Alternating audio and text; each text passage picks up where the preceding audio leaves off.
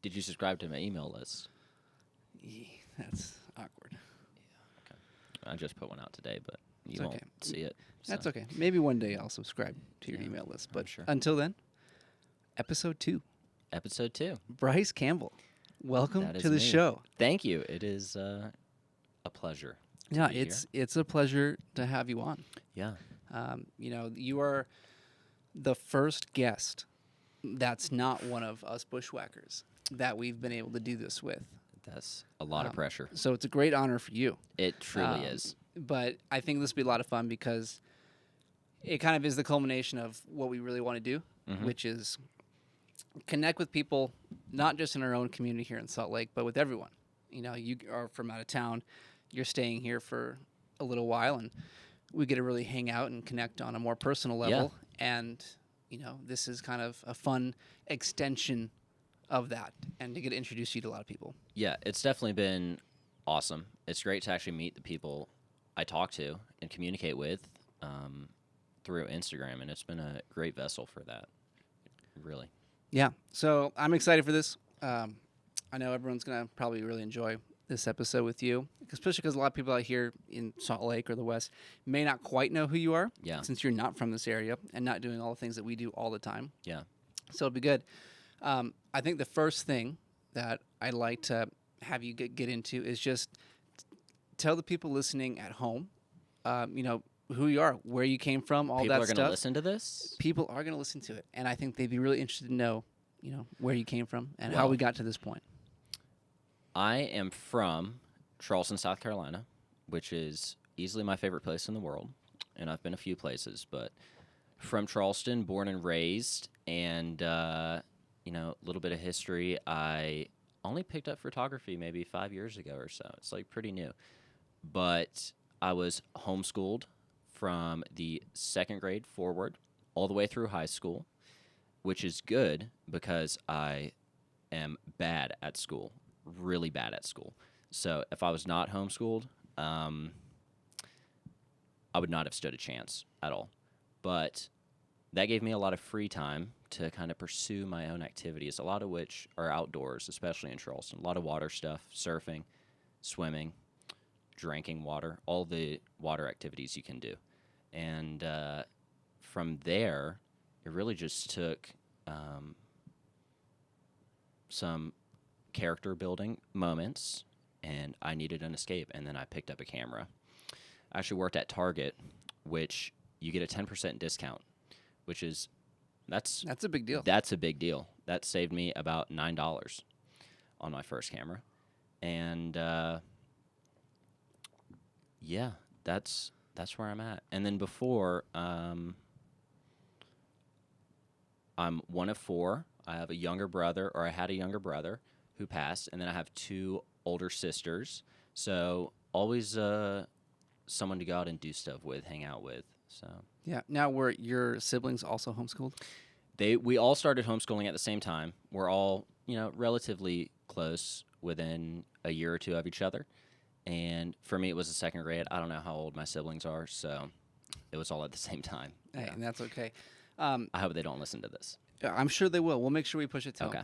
But so you're only 21, and for a lot of people, that's the time that they're going off to school, university, going to classes, and working on a degree.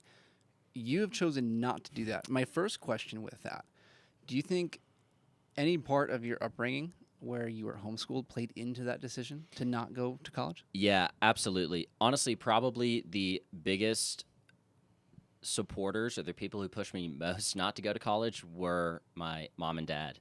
My mom was my teacher, hands-on.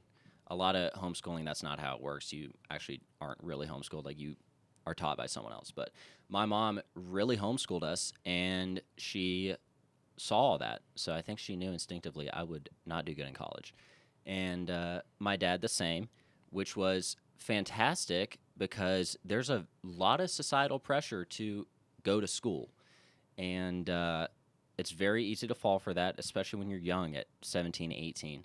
And I did go and tour Clemson University back home, and it was a disaster. I remember I was in the meeting with the counselor or the gentleman who lines up what classes you need and such. And I actually just froze and I stared at him, kind of like we were across a desk, pretty much like this. This is actually giving me flashbacks. And I had no idea what to do. And then thankfully I was there with my dad, so he kind of stepped in.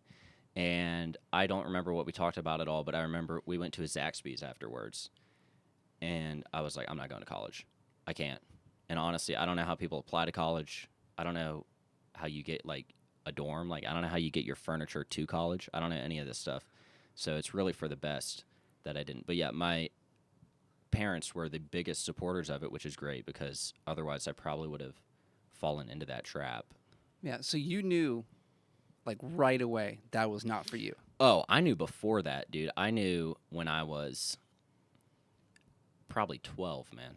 Like, I remember, and not to get all sappy here, but I remember sitting down doing math, like multiplication tables, and just sitting there, like, crying, dude, at the dining room table, and it was bad. And which is ironic because my carpentry work, I need to know math, but I don't know math at all. As long as you know fractions. What are those? Yeah, so it was, I knew from a very young age it was not an option. And even through that, I still pushed myself to make it an option. And it was always stuff, well, you can just go to community college and, do a year or two and see how it goes. But,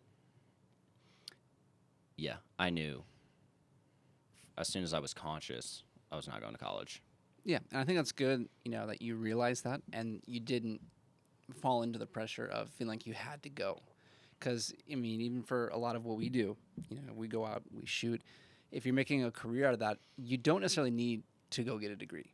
Yeah, very true. You just need experience. And Yeah. so if you, being, 18, 17 at the time, knew you didn't want to do that, you could spend more time gathering that experience at a younger age and kind of get ahead of the game in a way. And it's funny because at the time I had no idea this is where I would end up. Even a year ago, I had no idea that, Bryce Travels would become a thing, a business. But I knew the camera was always an outlet for me from that age. And at the time, obviously, I had a lot of stress and pressure. Like, you got to figure out your life, which is not true. You don't have to figure out your life. Nobody knows what they're doing. But I had a lot of free time. I did go and shoot, and it kind of ended up with building up that skill set, figuring out how it all works. And, during that time, it was never crossed my mind to do photography or anything of the sort. I worked at Chick-fil-A. I managed a kitchen, which was pretty insane at 17 when everyone's like in their 20s. And then I went on my first little trip out to the Alps. I worked like 80 hours a week saving up for it, a few $1,000s. I went hiking through the Alps, and that's when it really hit me, like, I need to go outside a lot more. Mm-hmm. And I already went outside a lot, but it's very healing in a way. And then I got back from that. I had some money saved up still, so I just took a year off. Then I ended up working at a surf shop back home, and that's really when it started at the surf shop, because you're surrounded by a ton of people who are a lot older than you and show you that it's really okay to be clueless, and it's okay to have no idea, and there's nothing wrong with that. Everyone's figuring it out, and it's also a lot of people who didn't go to school. Yeah, so you're kind of immersed in that culture. Yeah, definitely. And that's good. Like I said, I think, like you mentioned, a lot of people do feel pressured to do that. And, like, Definitely. even myself in my day job, like, I did not necessarily go to school for exactly what I do. Yeah. And, I'm working there, but, I understand I probably got the job partially because of my education. Absolutely. But, for a lot of things that you want to do out there, you probably don't need to go to school. Yeah, for sure. And in my case, it's kind of hard to lay out, like, oh, if you don't want to go to school, here's what you do, because it's kind of one of those things where you just have to take a leap of faith. And I'm very young, could all not work out for me. There's plenty of time for that to happen. But I think it will, because I have faith in it and because I've taken those chances, and everything that's happened since then has been just lined up perfectly for me to end up where I am. And, it's been pretty amazing. Yeah, that's great. And so, I mean, you've kind of launched into your own career in a way, and I'd like for you to tell us, you know, I guess what exactly it is that you do in your Yeah. own words, because you kind of have two, I'll say, separate lives in a way. One, when you're actually living in South Carolina, and then you kind of take time off every year to go travel Yeah. and do stuff, and you live and work on the road. So, in your Yeah. own words, like, how would you describe what it is that you do? Yeah, I really do have two separate lives. Back home, carpentry and woodworking is how I fund all of these adventures. And that's really awesome because it's a skill that's highly in demand, and I can pretty much dictate who I work for, how much, and what I do, even if I have no idea what I'm doing. Um, and I actually got into that purely by chance. I had a family friend who had a grandfather who needed help putting in some landscaping. And I helped him, and then he knew someone, and he knew someone, and he knew someone, which is where I ended up working where I did before now. And so that's when I'm back home. That's how I actually fund all this, because a business does take a lot of capital. When I'm on the road, what was the question? Like, you know, what, how do you describe what it is you do, because you have the two different lives? Yeah. So that's kind of my classical job. When I'm on the road, I would describe it as, it's a little complicated. I do a lot. So I do writing, which it comes in very different forms, through trail, where I write about my truck and such, and through Instagram captions and stuff like that. So I don't really know how I could explain it in a sentence. It's one of those things where it's so varied. I guess most of it is storytelling. I'm just out there telling a story. Some of that is my story and how I've ended up where I am and where I'm going and stuff like that. Some of that could be the story of the places I go to or the people I meet. Like today, it was the coffee shop and the Indian lady who runs it, who immigrated here. Or it could be a place like the town of Salina, Kansas, where I went through the museum and kind of shared all that through Instagram.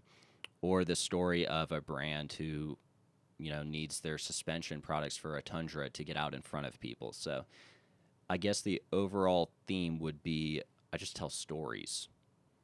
Yeah. So, of your brand, Bryce C Travels, with everything you do, is there any kind of underlying theme or mission that you're trying to accomplish? Yeah, it's so strange because there is, and all these different aspects kind of move in that general direction. But the mission statement for Bryce C Travels is spending time in God's creation has done a lot of good for me. A lot of good. I don't know where I would be without it.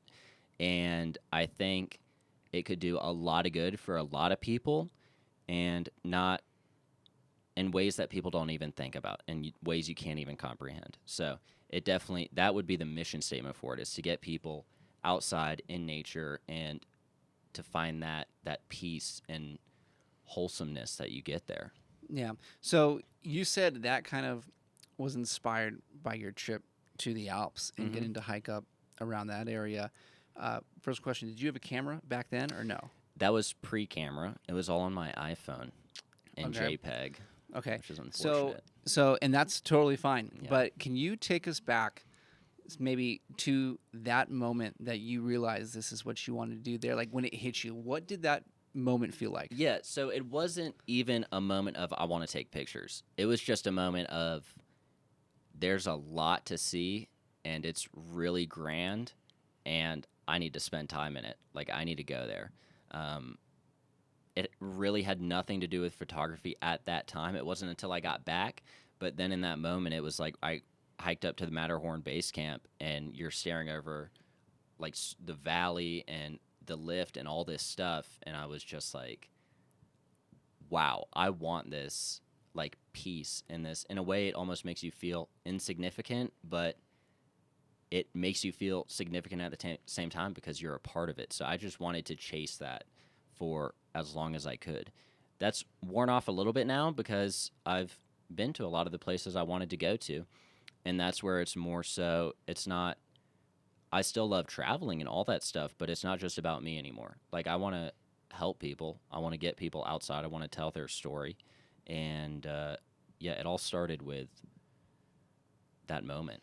Yeah, and I think wanting to tell everyone's story is a really great thing, and one of the ways that you can do that is through the photo, Yes. video world, the media Yes. space. You obviously do writing as well, but let's start with photos. So you came back from that trip only having an iPhone, which Yeah. I'm assuming you still got great shots just because of how amazing those kinds of places look. Yeah. Like they don't need to be edited you can necessarily. be Like they just blind they and get amazing pictures. right. They inspire a sense of awe just Yeah. by being there. Yeah.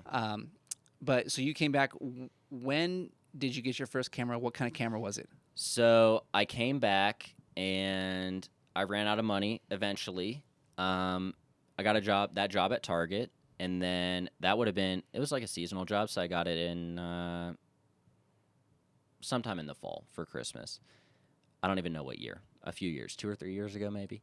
And then I bought a Nikon D3500, which is probably the best intro camera you can get. It was fantastic for me. It came with 2 kit lenses, zoom, and a little bit wider, and it was eye-opening. It's really amazing how you can kind of see the world so differently through a camera. It's really amazing. Yeah, and like as you start shooting more and more, you start to notice life in a different way. You notice how light shapes the mountains or the plains, whatever it is.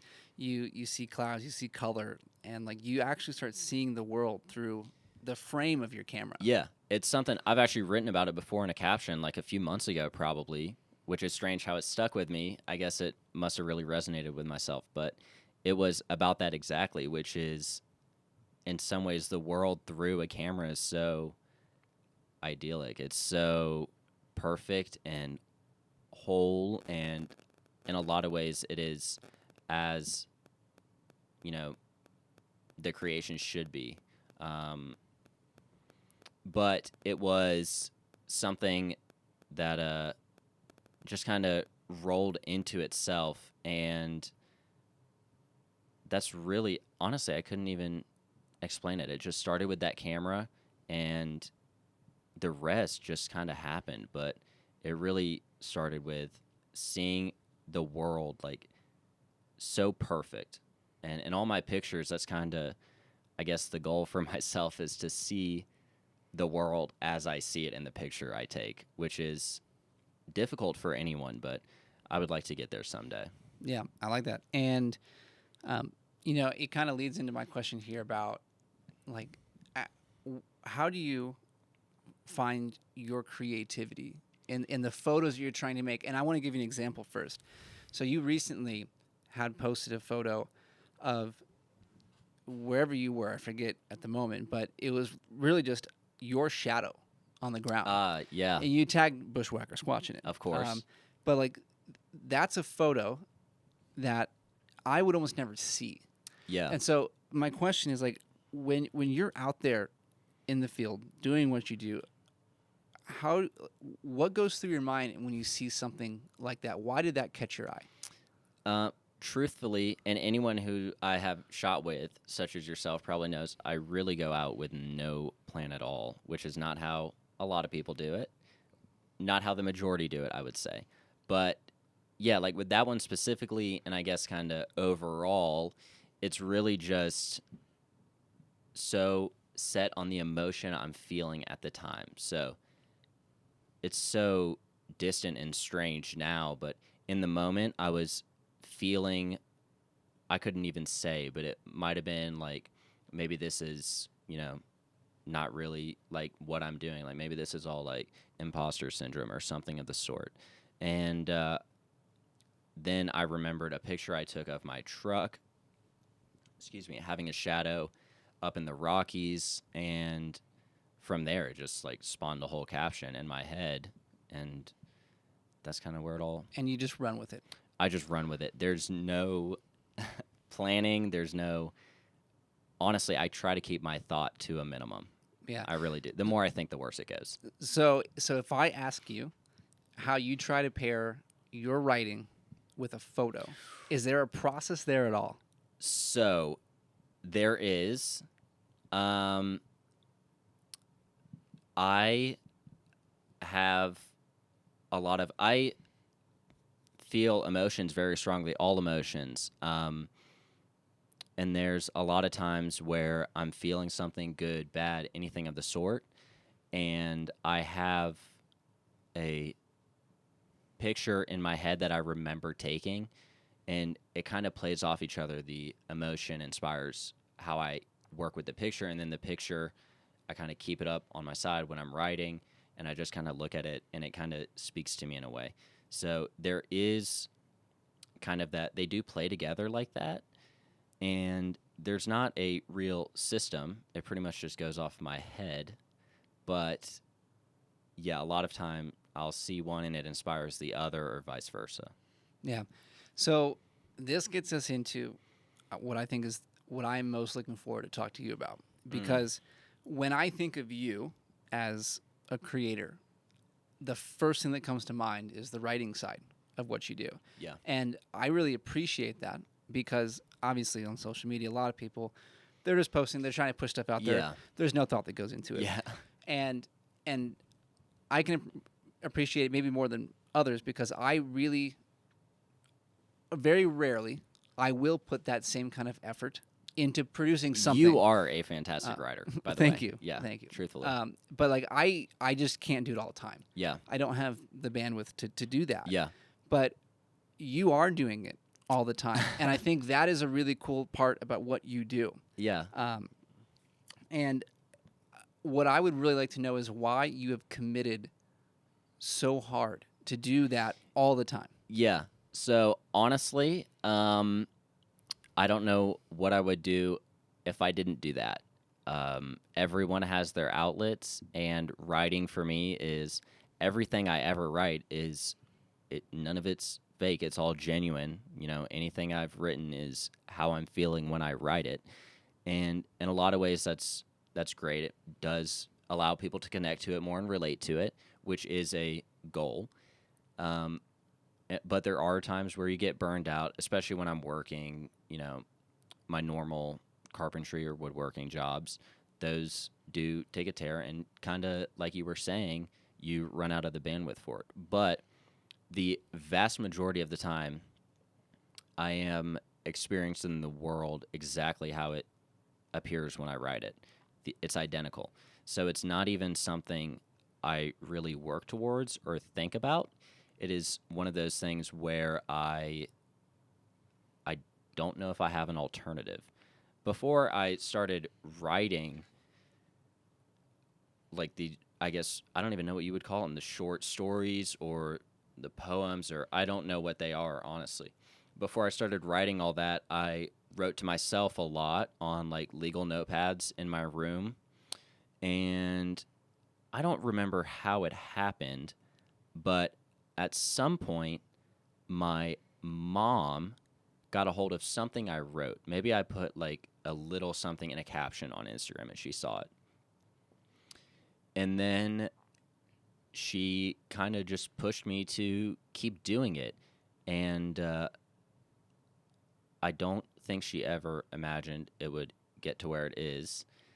But it all started with something, and I used to do something even weirder. Like I would write all this stuff down on a notepad, and then I would try to summarize it in a word or two, and then I would make that the title of the image. So on my website, I used to have a print shop, and all the images were titled, and that's kind of how that came about. But now it's it's just rolled into where it is. Right. So, I mean, obviously, I know you do writing for Instagram itself, but you do some writing for work too. Yeah. Can you go into that a little bit and tell us what you do for that? Yeah. So I do writing primarily for Trail, which is one of, if not the biggest Toyota off-road community, and I'm sure many people have heard of it. Trail 4Runner, Trail Tacoma, and now Trail Tundra. And so for work, it's mostly brands approaching me or approaching Trail, or me reaching out to brands, and they want people to understand what their product is. I feel very blessed because I used to not be good at explaining things, especially like emotions, but I've practiced it so much. I'm good at explaining emotions and products, which is good because that's where money is. But I've done a brand comes to me or I go to a brand and most of the time it's something like, what does this actually do? Or how do you put this on your truck? Or anything in that kind of arena. So that's primarily the work writing. There's some pretty insignificant stuff that's very tiny outside of that, but that's like 99%. Yeah, and I think another one of the interesting things is that you are a professional writer. Would you call yourself that? I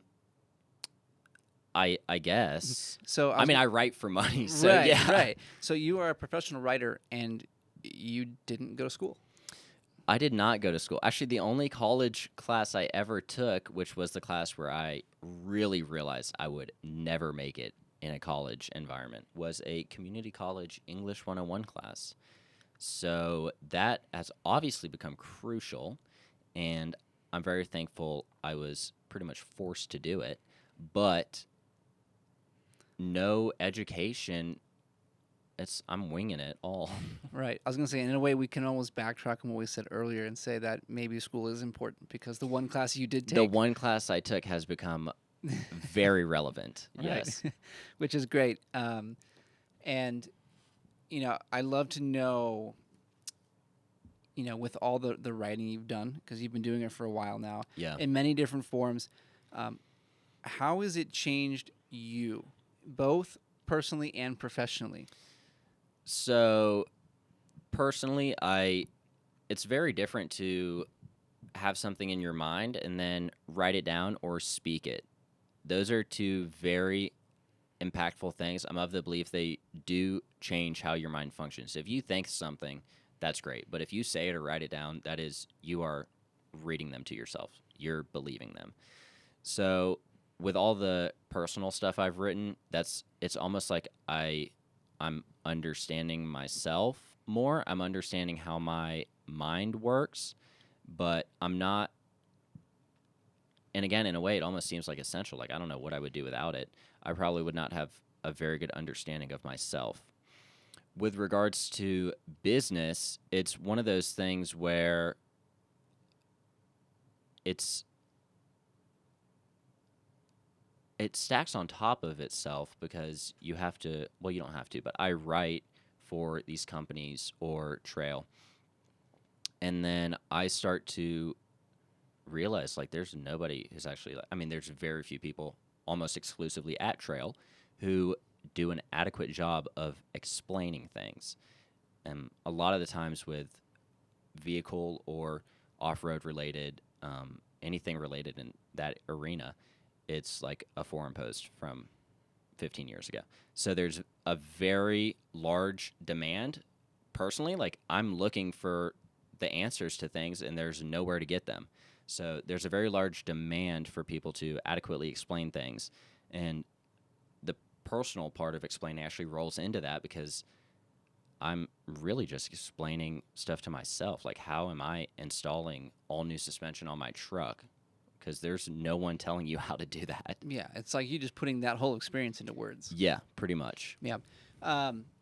So could you maybe offer a couple tips, some advice on how people can maybe start doing a little more writing, like for actual work? Yeah. So the first thing is you kind of got to figure out what you want. What are you writing about? What is your goal? For me, it seemed pretty obvious. I have a truck, and there's a lot of people with a truck like mine, and there's a market for that, a market for components for a truck, aftermarket, and for instructions related to that. And that was very obvious for me. If you're trying to find that out, you kind of just have to find there's something in everyone's life that can be monetized, and writing is a great way to do that. You're not going to become a millionaire, but if you're passionate about it, you can really tell a good story, and it will impact people. I mean, it could be anything from baking to taking care of a baby. It could literally be anything.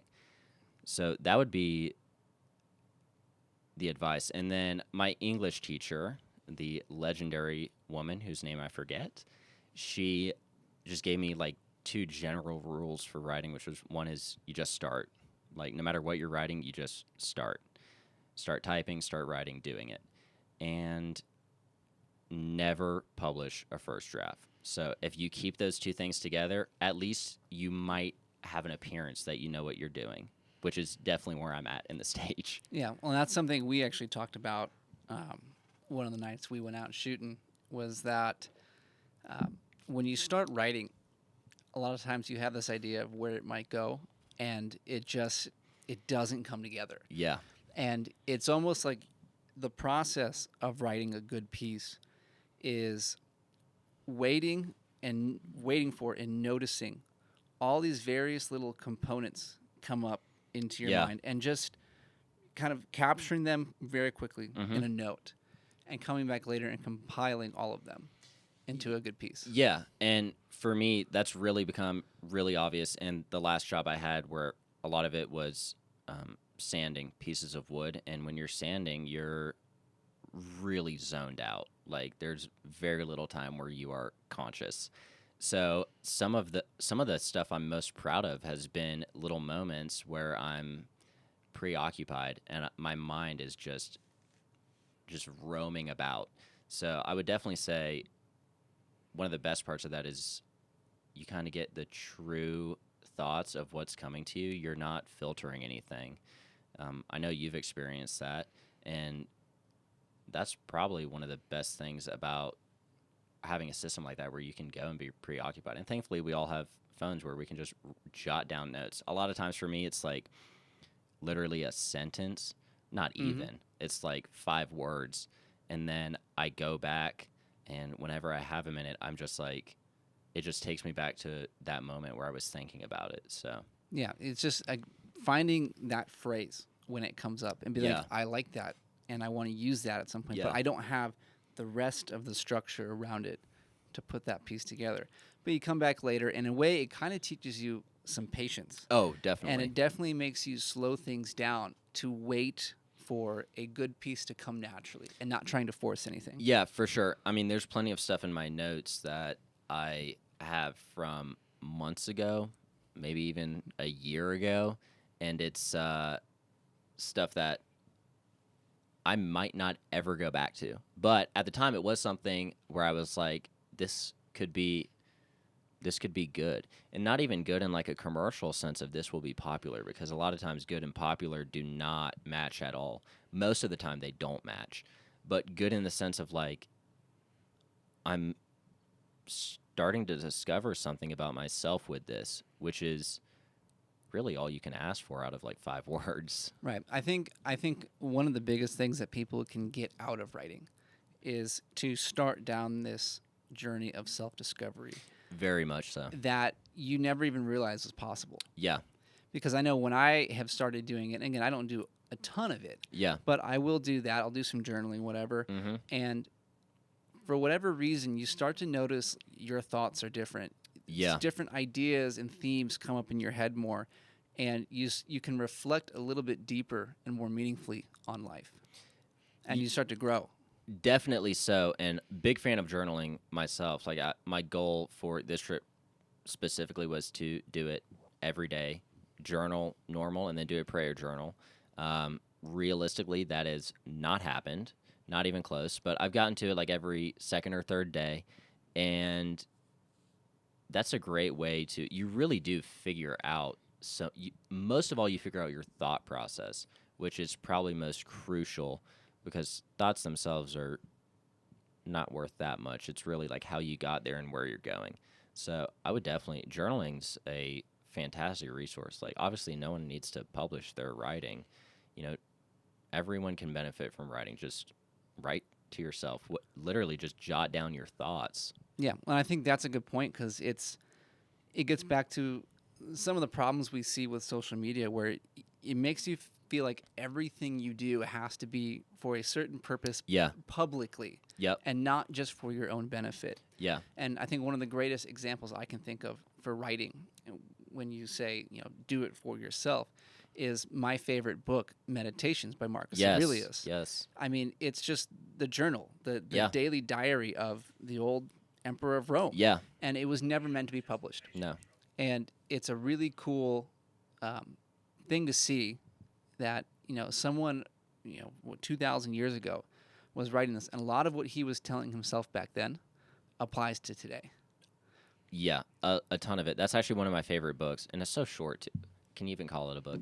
It's like not that many pages. You can knock it out in a day, but that was a big influence for me. I read that when I was younger, and I'm sure that's when a lot of like self-realization came in of what I'm doing subconsciously and how I'm processing the world. And that was of big benefit to me in many ways, but now that I'm thinking about it, that's absolutely inspired my writing. Yeah, because like you see, and this could be in any book, not just that one. Oh, but yeah.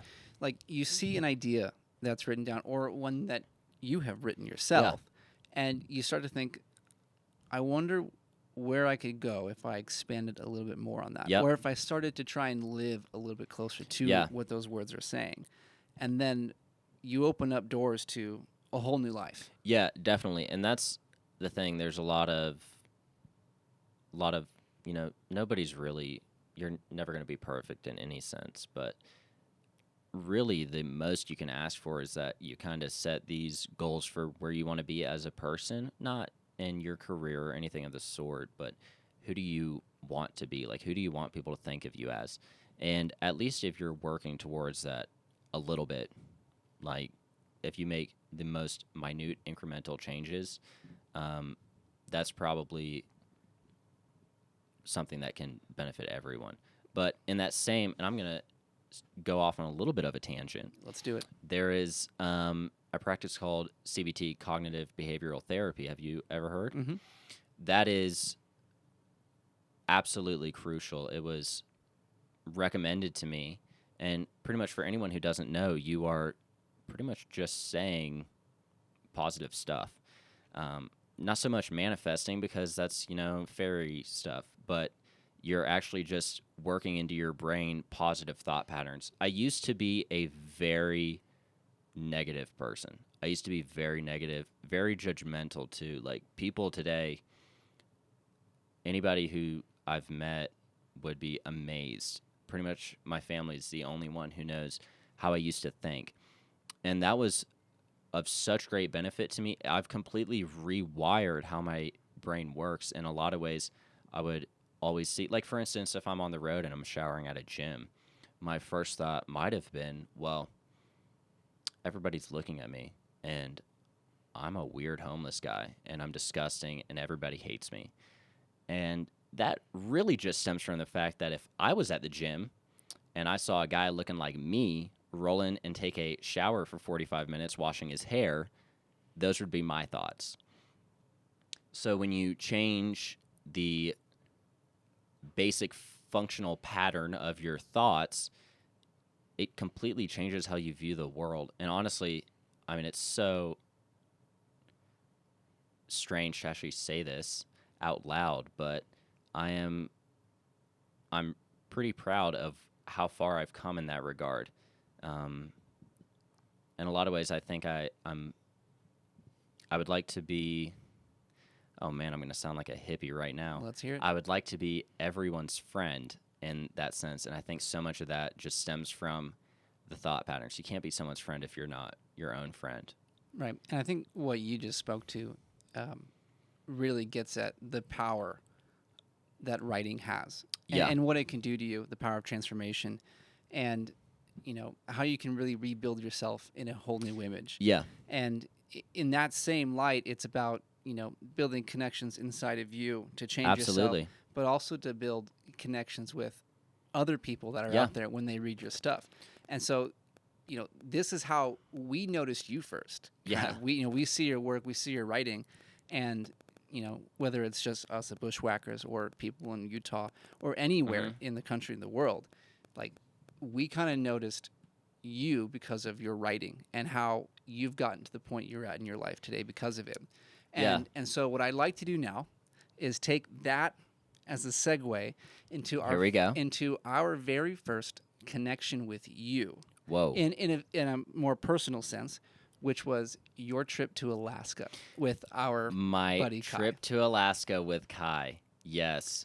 Yes. So I would like you to kind of just take us through that, because I have tried my best to not hear as much of this you've done a trip fantastic job, by the way. as I could, because I want a lot of this to be my real reaction for the first time. So going back to what I said, Instagram is, and I've read about this recently, what you get out of social media is very much what you put in. If you're looking for the positive aspects of it, you will find them. So I don't think I talked to Kai, and by talk I mean messaged on Instagram, for more than maybe like a few weeks or a month before all of this Alaska stuff happened. And I saw on Kai's story that he was looking for a fourth person, or maybe like two people, to round up and do a backpacking trip to Alaska. And honestly, I really had no intention of going, being that I am in South Carolina, which is about as far away as you can get. But I messaged him and said, if you can get people, I'll go. So I had money saved up because I was planning on doing this trip, which I am doing. So I had a little bit of a buffer where I could afford it and take off work. My boss was very lenient, but it really was one of the most unplanned things I've ever done in my life. Unplanned for me. I'm sure Kai planned everything, but I had no idea what I was doing. And he said, okay, I've got two guys. I'll reach out. And I said, if you can get them, like, I will buy my plane ticket right now. Like, on that day. I was standing outside my garage, and I was like, it was raining. If you can get those two guys, I'll buy my plane ticket. And that was the first time, like, we just exchanged phone numbers. That was our first phone call. That's awesome. And I think it's fun to hear that, because a lot of what we do, whether it's going down, to the desert on trips, elsewhere, just going on a hike, a lot of what we do with Bushwhackers is kind of that exact same thing. We have almost never talked to these people, or we've only talked to them for a very short amount of time. Yeah. And just through Instagram, we don't have their phone numbers or anything. And everything your mom told you not to do. Yeah, we just say, hey, let's meet up. And so the idea of doing something like that with people you have never met, and obviously the other guys you did it with, you've never talked to. You didn't know who they were. No, I didn't even know their names. Like, that is a very foreign concept to people. So why did you say yes to do the trip? I was hesitant to do it, and I don't think I banked on it actually happening. So it's easy to say you'll do something when there's a pretty good chance it won't happen, and then it happens. I did not know them, and at the time I didn't know any of you guys as I know you now, like as personal. It was very much just Instagram, kind of messages and stuff of the sort. And I figured, well, he's got to be like a normal person, because he has a lot of like people who appear normal around him. And that was about as far as I went with my thoughts. And then I started seeking counsel of everyone around me, and I kind of left out certain parts because I wanted people to say yeah, because it's like you kind of get to brag about, like, oh, I might go backpacking in Alaska. So I would leave out parts that might be unfavorable, such as I don't even know the guy's last name that I'm going with, and I don't know if he's even real. But everyone said, yeah, you should go, when I left that stuff out. So I heard back from Kai, and I bought the ticket, and it was the most expensive plane ticket I'll ever buy in my life. It destroyed my budget for the year. $1,500, and then he told me I needed to budget some more because we had a bush pilot who was going to fly us into the backcountry. And at this point, I still don't think I knew his last name. But, yeah, I had a ticket to Fairbanks. That's amazing. And, again, like, we can resonate with that a lot. Yeah. Because we do that darn near That's every why day. I'm here right now. Yeah. I mean, we didn't know you until you came. I mean, we had talked on Instagram, but Yeah. No. we didn't have your phone number until you got here. Yeah, pretty much. And, the day you got here at like 4 o'clock. You were waiting. Your truck was running. Yeah, my truck was running in our parking lot at our place, and as soon as you got here, we left to go shoot. We were off, yeah. And like that was the first time we'd ever seen each other. Literally a handshake, and we were off. Yeah, but it makes the whole experience so much fun because like you're on the move, you got similar interests, and you just get to know each other on the fly. Yeah, and I would definitely say, obviously, if someone's listening and they're like, oh, I'm going to try that, like, you have to be a little conscious of who you're talking to. Like, you do. You got to have those signals where it's like, they're not going to dismember me in the basement. But, there's always a chance of that. Very minute, but there is a chance. And that does add a little bit of thrill, especially when you're flying into the Alaskan backcountry. Sure. But, yeah, you have to be smart about how you go about it. And, then again, that's kind of what happened when I went to the Alps. I didn't know anyone, really. I was just winging it. And at that point, it was like the lowest point of my life, so I didn't really have a choice. But with Alaska, it was not... Honestly, I couldn't tell you why I did it. I have no idea why I did it. Like, but you wouldn't take it back. I would not take it back. Yeah, I would not take it back at all. And it's hilarious because growing up, it's always, oh, don't talk to strangers or anything like that. And then I'm flying to a stranger's place of work in Alaska.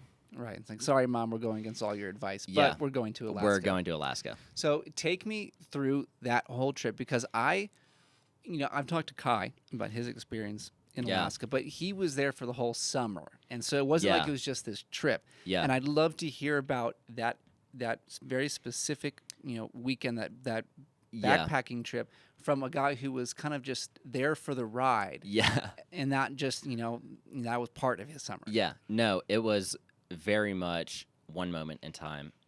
The plan was, and again, at the time, I really knew nothing.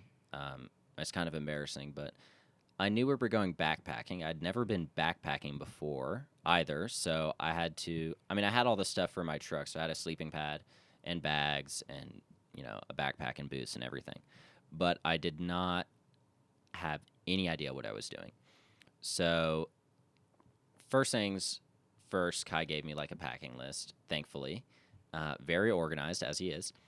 And then I assembled all that, and when I landed in Fairbanks, Kai was staying at his place of work. He was doing a summer job. So, and it was not in Fairbanks. It was in Denali, like in the town there. So I had to get from Fairbanks to Denali, which is like, I don't even know how long. I think it's 2 hours maybe? Yeah, I'm not walking there. Yeah. So I landed, I slept outside the TSA zone in security because I had to get my luggage. I arrived, I don't even know what time because it was a 24-hour sun, so it was light all the time. But I slept on the bench closest to the window next to the drop-off, and there was like a mouse running around inside the airport, kind of doing his thing. And then I got up at like 6 and took an Uber to the train station to ride the Alaskan Railroad, which at the time I had no idea what that was. It wasn't until I got back where people were like, dude, that's like such a cool thing. And I was like, I didn't know that, but yeah, it is. So I took the train down to where he was going, which was longer than 2 hours. It was like 4 or 5 or 6. And then I hopped on a shuttle bus. I like walked around the parking lot because I didn't know what I was doing. And then I hopped on a shuttle bus and showed up at his place of work while he was working. That's amazing. Yeah, it honestly was surreal. But after that, we didn't really have much time. We got everything together, packed up everything, and I mean, he was teaching me what I needed to backpack because I just sleep out of my truck, which is a little different. But we flew in with a bush pilot to Kantishna Airport because the road, you can drive all the way in. It's like a day drive, like full 8 or 9 hours. But the road had a landslide, or it still does, and you can only get there through bush plane, which is great because we were the only ones backpacking there. And this is in the park. This is in the park. Right. Yeah, like we had the Alaska. We flew up into the glaciers in the Alaskan range, and it was. So you basically had like the park to yourselves. We pretty much had the park to ourselves. That's like, awesome. No, we did. Yeah, we That's did. really cool. There was like one guy who was bike packing, but we got in, and Denali's a little bit different because you're not supposed to be on a trail. Like they tell the backcountry rangers are like, do not get on a trail. Do not make a trail. You are doing your own thing. So we were bushwhacking the entire time, and it was exhausting, but it was one of the most beautiful. It might have been the most beautiful place I've ever been. I mean, the mosquitoes sucked, and it was cold, and your hands were frozen, but yeah, the most beautiful place I've ever been. Yeah. So how many days were you out there?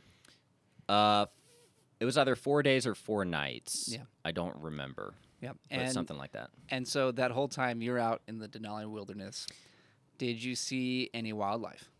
Yeah, we did. So we were actually where we camped. We could kind of see a lake, and then there was a big river, and then there was the Alaskan range, was just wide open. And we actually saw Denali, the peak, which is pretty rare. A lot of people don't get a chance to see that, but we saw it, I would say, a majority of the trip.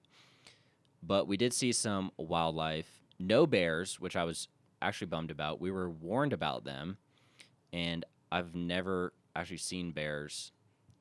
But would you want your first time to ever see a bear be a grizzly, in the Alaskan frontier? backcountry? Probably not, but if it happened and I survived, I'd probably be okay with it. Especially on a backpacking trip On a where you backpacking can't trip, just get home you real can't get quick. out. Yeah, and a plane's like an hour and a half away. Probably not. So in that sense, it was good. But yeah, I've never seen a bear actually on the road. Only like a few cubs in the Smokies. But we did not see. I don't know what it was. I think it was. And I'm going to sound really uneducated right now, but an elk or a moose or whatever they got there. I'm not good with wildlife, but they had that, and it was there was one in the lake. So we went down to the lake. There was a little dock there with canoes. We went down there, and we were hiking back up to our little camp spot up on the ridge, and there was whatever it was, an elk, a moose. I'm from South Carolina. I don't know. I think one of our producers, a.k.a. the guy that brought you on that trip, is radioing into me now. Oh, is he? He said it was a caribou. Okay, so I was not even close. Gotcha. For everyone who did not hear that at home, Okay. there was a moose in the lake apparently, but they saw caribous really So close. yeah, for everyone listening, when Kai comes on the podcast and talks about the trip, you should listen to that because he's the wildlife expert. he's the one who actually knows what we were seeing. I'm just from Charleston, South Carolina, so if it wasn't a pelican, I don't know what it was, but it was a caribou, a moose in the water, and it was like following. We walking back around to our ridge, and then it started following us, and they're big and they move fast, and I mean they can do some damage. So he was really not even chasing us; he was just out for a stroll. But a stroll for him is like a marathon for an average human. So we were trying to dodge this moose while we were hiking back up to our little camp, and it was. I think that was the first time I ever got.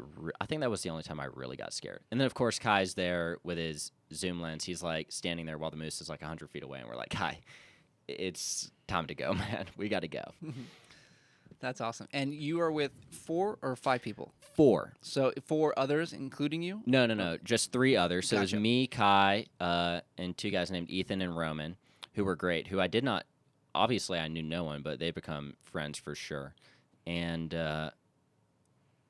yeah, one of those things we're winging it. It just works out. Yeah. So tell me about what it's like to go through, 4 days, 4 nights in the middle of nowhere, kind of in Alaska, Yeah. with 4 people or 3 other guys that you don't know. Yeah, well, it was even weirder because we were all sharing tents. We had 2 tents for 4 guys, so I was sleeping with people I didn't even know. And it's really amazing how being in an environment like that, it's kind of like your human instinct just takes over, and it's like nobody's going to fight there. You don't really have a choice.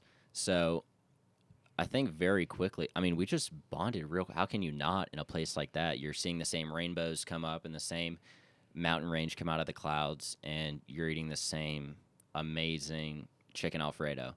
So it's like one of those things you very quickly, and I'm sure it's different if you got like annoying people, I'm sure it's bad. But everyone was so chill and so cool, very quickly became friends. Yeah. So, of that whole experience, what was the most unexpected part of that? Whether it was things that you saw, experiences you had with the guys. Yeah. What was the most unexpected part? Honestly, all of it was insane, but probably the fact that it actually just worked out and like everything lined up. We got out there. The pilot came back when he was supposed to come back, like 10 minutes around the time he was supposed to. But it was all insane. The most incredible part, though, was definitely just like being there with the guys and having that friendship based off that. You know, we're all jumping into the water and just having a good time. And we all smelled terrible. Hey, that's part of the trip, though. Yeah, no, for sure. There's no avoiding that, no matter where you go. No, true. And actually, they were probably, I'm going to just share the worst part of the trip. Let's hear it. Which was the first day we got there, and the bush plane had a weight limit, and we were very quickly approaching it. And we might have been right at it, or I think we might have been like 80 pounds short or something like that. But it was close. So we all packed super light. We didn't pack any water, barely any water for anyone. And we got there, we hiked like 3 or 4 miles, and then we started going into the bush, and we crossed a stream, and we're like, no, dude, we don't need water yet because like we're in Alaska. Like there's just water. So we had like pretty much no water. And then we hike another 2, 3, 4 miles up on this ridge through the bush, which is just the most difficult thing in the world. And then there was no water the entire time. And so we set up camp on the ridge, and the only water we had was like literally like 2 hours away. So we had no water that night, and I've never been more dehydrated, I don't think. But yeah, the next day we went down and got water, but that night was rough. Gotcha. So you've been back from that trip for a little while now. Yes. You know, you've been in Charleston at home. When you think back on that trip, or when I say the word Alaska, what is the first thing that comes to mind now for you? There was a time, it's a picture that comes back. We were in the lobby of where Kai worked, and I think this was the first time we actually met. And I was like, I booked the flight. I didn't even know where we were going. So I'm like, okay, so where are we going? And he actually like points over his shoulder, and behind the front desk of where he's working, there's a picture of this mountain range and a lake like in the autumn, and it's like golden and clear, and it's like one of the most incredible things I've ever seen in my life. And that's when it actually clicked, like, holy crap, this is real. So that image of him like pointing at the picture and then me going, I'm going there, that's the picture that comes to my head whenever somebody says Alaska. Gotcha. And I assume you would go back in a heartbeat. I would. Honestly, I want to go back in the winter. Like, Yeah. I want to see. I'm from Charleston, so I've No never snow there. really seen snow. I would love to see an Alaskan winter, and like that permanent darkness for like a week. I'll probably regret saying that if I ever get the chance to go and I'm stuck in darkness for a week. But as a concept, it sounds great. Sure. And what was that like dealing with 24-hour sun for those 4 days? Yeah, that was wild. It's really we were a little bit after like when it's at its peak, so we had sunsets and sunrises, but they lasted for hours. So you just got like so many, like a rainstorm would come through halfway through the sunset, and you would get a rainbow and the burning of the clouds, and it was like you had infinite options. Like if you messed up shooting it, it was like still there for like another 2 hours, 3 hours. So it very rarely got dark. Actually, I don't think it ever got dark. I'm pretty sure we could go out at any point and still see. But yeah, it really trips you up. You have to work to keep your sleep cycles going because it's impossible to explain.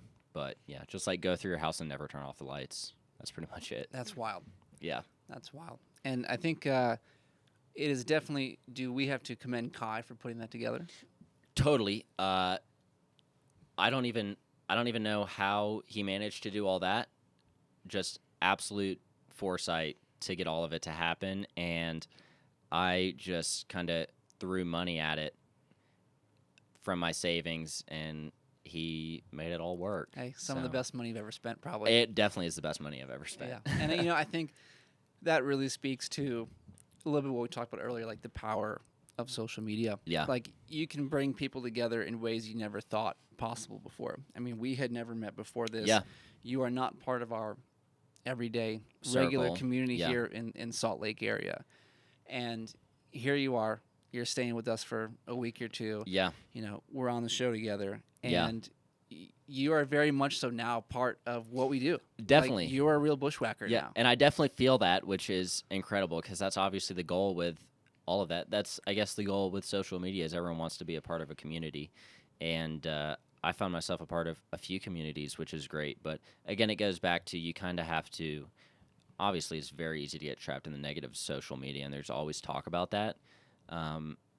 It just comes down to personal responsibility. You have to be educated with what you view and what you consume, and if you're consuming things that are wholesome and good for you, then that really feeds into your life. So Yeah, and it's a really fun thing because we do talk about having our own little bushwhacker family.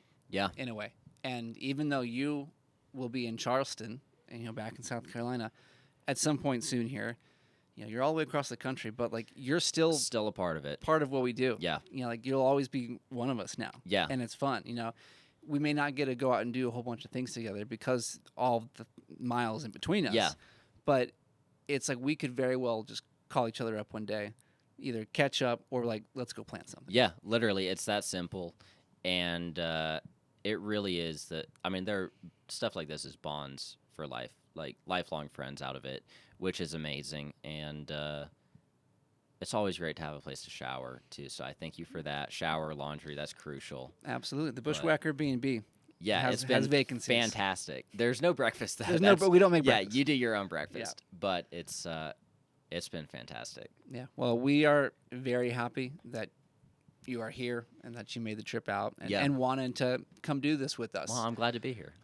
And so it's been a pleasure to meet you and have you on. Yeah. Before we wrap it up, I would love to give you a platform here, and if you could kind of give us one big lesson that you have learned while being on the road that you think other people could benefit from hearing about. Yeah. What would that be? I really do. It's really easy to depersonalize people. So everybody does have a story. Everybody actually has a life, which is something I have learned through traveling, the thousands of miles I do each year. You meet so many people, and, I leave, but they're still there living their life. So I think it's really amazing that when you get to, if you have the opportunity, and there's always an opportunity to go talk with someone and understand their lives, just like I did today at the coffee shop, figuring out what Vinny did to move here from India to start her coffee shop in Salt Lake City. Like that's someone who she very well might have forgotten about me by now. And in fact, she probably did, but I'm going to remember her story forever. Like it's always going to be there in my head. So you really start to get the stories of people's lives, and then it becomes much more easier to think of people as human, and I think that's a lot of that gives you a lot more flexibility where you can like forgive people for stuff and you can understand where they're coming from. You know, some guy cuts you off in traffic and flips you off. It's like that's actually a human being with a soul. So it's one of those things I think if someone ever has the chance to go out and just talk to people and get their story, that is one of the best things you can do for yourself. I like it. Let's leave the people with what kind of projects or things do you have coming up? You'll be here for a little bit, but like, what do you have coming up in your near future here? I have some fantastic stuff coming up on trailtundra.com. I don't know how much of it I should share, but a fridge, whole suspension kit, and there's a ton of stuff in the works. You know, new trucks coming at some point. And then I've always got a ton of stuff coming up because I'm going to be in Utah for a while now. I'm going to be here until like December. A full month almost. Yeah, over a month. I'll be here until December probably. So there's going to be, hitting Moab, hitting everything out here, which I did do last year, but I kind of sped through. I'm going to take my time. So a lot of Utah content.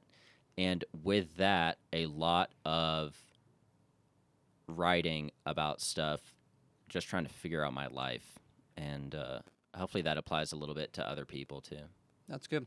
And where can people find you and your work? What's the best place? Yep, Instagram at Bryce C Travels, BryceCTravels.com, or I am on LinkedIn. It's always great to have connections there. Bryce C Travels, Facebook, Bryce C Travels. It's all the same, so you can go anywhere and it's Bryce C Travels. It's even on the white whale. It's even on the white whale. Yeah, it's on the tailgate. It's on the sides of my truck. BryceCTravels.com. Yeah, you can't miss it. You can't. If you're wondering if he travels, he travels. He does travel. He does travel. That's great. Well, thank you, Bryce, so much. Of course. For coming on the show. It's been a pleasure. This was great. It's been a pleasure. For everyone at home, we're on YouTube here because this is a video podcast. So go to our channel, like and subscribe. We're also on Apple Podcast and Spotify as well for the audio-only listeners. Yes. Yes. Bryce, thank you so much for a great episode 2. Yes, thank you for. Let's cheers the pink juice. Cheers the pink juice. There we go.